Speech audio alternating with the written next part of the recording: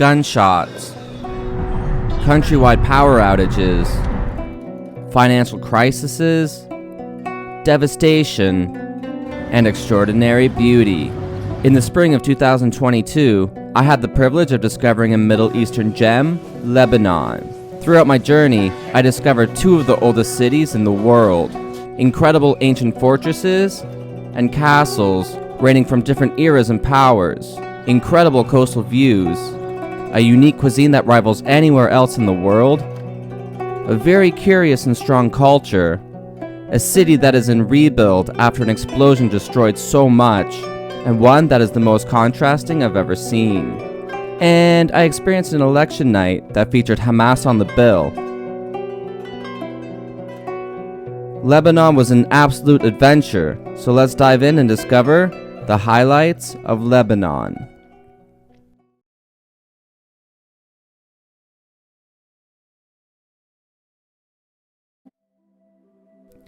To start things off, we will combine two of the oldest cities in the world together, Sidon and Byblos.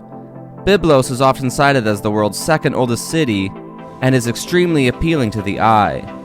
Start off by discovering the gorgeous old souk, feast your eyes onto the cathedrals of the town, enjoy the beauty of the Byblos port, and finally, spend some time admiring the Byblos castle. On the castle grounds, you will find Roman pillars, and once you escalate to the top of the castle, you'll be granted this exceptional view. End your journey in Byblos by enjoying some time on the local beach. As for Sidon, a city which is also ranked as a top 10 oldest in the world, we also have traditional souks filled with spices, but the true highlight lies in the 800-year-old castle. The architect is a unique blend of Crusader, Ottoman, and Roman architect, as each empire built upon what the previous already established. The town also features an Ottoman-style museum, which is worth a visit. Some beautiful architect throughout the town, and of course, an epic coastal view. I'd also recommend just going out for a simple walk to absorb the culture and the beat of the city.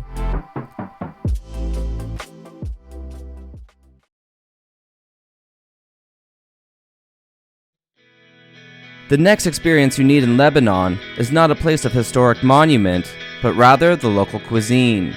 I recommend trying as many different options as you can because in my opinion, Lebanese is amongst the greatest in the world. For lighter dishes, start off with some Lebanese salads such as tabbouleh and fattoush. I can honestly say these are the two greatest salads I've ever had in my life. Of course, there is no shortage of falafel options in Lebanon, and more convenient snack-type foods like manakash. The top two cuisine highlights for me, however, were the hummus-based meze with minced beef and the epic teble shish taouk platter. I can't even begin to describe how incredible this is. Other classics include patata hara, ras asfor, and different ways of making kafta, or meatball. On one last note, for a great cultural experience, grab some roadside coffee. This is how they sell their coffee in Tripoli. So we're just in a residential area right by a highway, and then they have these really cool coffee stands here.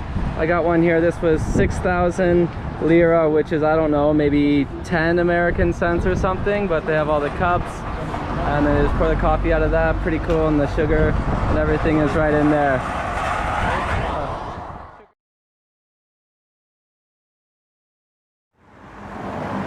Okay, I don't even know where to begin with Beirut. I absolutely loved Beirut, but it is certainly not without its problems. This is quite interesting. This gas station's roof has just absolutely collapsed and is not in any hurry to be repaired. And the pumps, let's take a quick look. Obviously, nothing going on in those. Beside every breathtaking sight, which is plentiful in Beirut, lies a wound mark that shows the turmoil Lebanon is in. What I mean by this is, you will come across a striking mosque, and just down the street, There will be blown out windows and buildings from the infamous Beirut explosion of 2022. Blasted out. I'm not sure if this is from the explosion from a couple of years ago or what's the case with this, but either way, all of these stalls empty, all the glass shattered, graffiti inside. There will be empty luxury shopping districts with broken windows for the same reason. You can see those windows there. None at all. But I just can't believe how strikingly gorgeous this street is. There will be European Old Town inspired districts until it turns into military barricades. There will be incredibly modern skyscrapers with barbed wire piled on the streets below. There will be inspirational street art and expressions of anger. There will be sights that make you feel that there are no worries in life, and others that will remind you of the crises they are in. I also experienced one of the most scary nights of my life in Beirut. There was a federal election while I was there, and there were constant gunfiring all night. Apparently, the gunshots were of celebration and not violence, but at that time, I had no idea.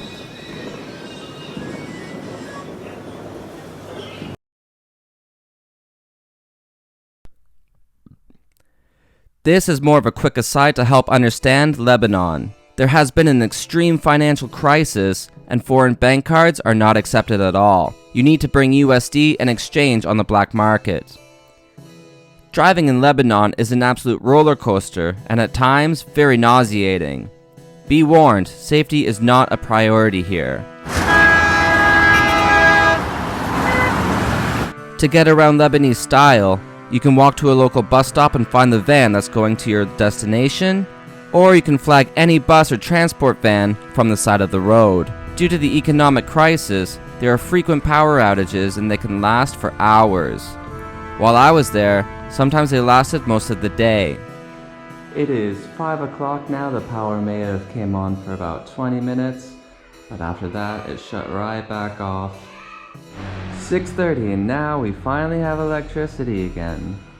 A quick note on culture. Online, I read from many people about Lebanese wanting to scam tourists and always having negative interactions. I'm not saying this to be overly liberal or sugarcoat anything. I can honestly say my interactions with the locals was extremely enjoyable, and I can't recall anyone trying to scam me at all. Maybe things have changed as tourism is dwindling. Maybe I was just lucky, but I can honestly say I absolutely loved my cultural experiences here, which is a great segue into our next stop. The number one highlight for me is a more off the beaten path city of Tripoli. If we're talking strictly about tourism, Byblos and Beirut absolutely triumph over Tripoli. However, I had great local interactions in Tripoli, and that's why it's my favorite. As me and a friend from the hostel experienced the city, we were constantly greeted with locals who wanted to say hi, welcome us, and were incredibly hospitable. My friend even took a picture of a military base, which is absolutely strictly prohibited.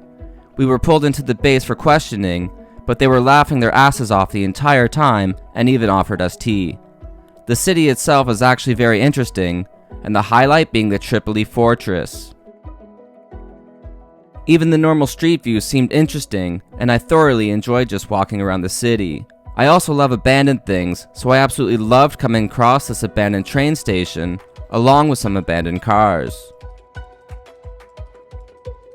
It is absolutely abandoned and crumbling down, but yet it's still so beautiful in my opinion. And if you've seen any of my other videos, you'll know I love abandoned, cool, ancient things like this.